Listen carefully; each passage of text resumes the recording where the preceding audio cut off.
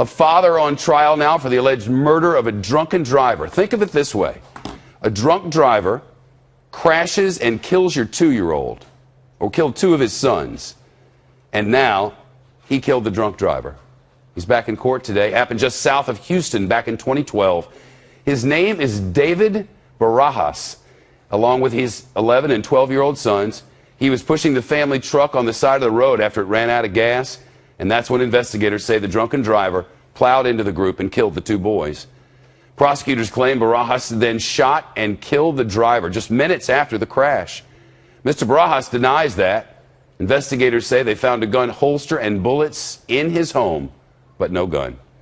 Yesterday, defense attorneys argued that none of the evidence directly links Barajas to the murder. If the jury convicts him, he could face life in prison. Let's take this to a lawyer. Defense attorney Diana Eisman joins us now. Diana, maybe nothing direct, but these bullets and this holster are a problem for this man.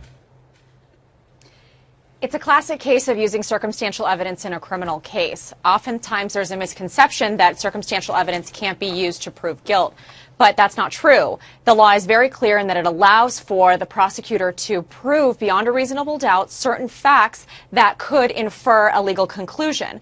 So in this case, the question is going to be, was it enough that there is a holster for the firearm, that there was a fragment of the bullet found of the firearm, and that clearly in this case the defendant had motive. But I think the bigger question here becomes, is this a sympathetic defendant? And this is the kind of case that you win or lose in jury selection. Who your jury panel is made up of is going to make all the difference for both sides in this case.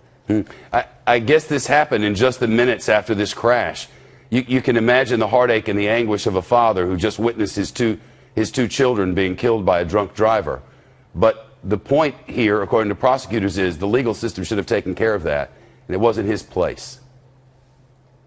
Right. Prosecutors really want to send a message that there is no room for vigilante justice. But as a defense attorney, I would want to find jurors on my panel that have young children that can sympathize with what this father was going through. And as a prosecutor, I would amend to add a voluntary manslaughter charge to basically be able to argue the heat of passion defense, because I think it would be really difficult to find 12 jurors that would agree that this father should be sent away for life. Well, it's a mighty tough case. It's nice to talk to you. Thanks very much, Diana Eisman. Nice talking to you.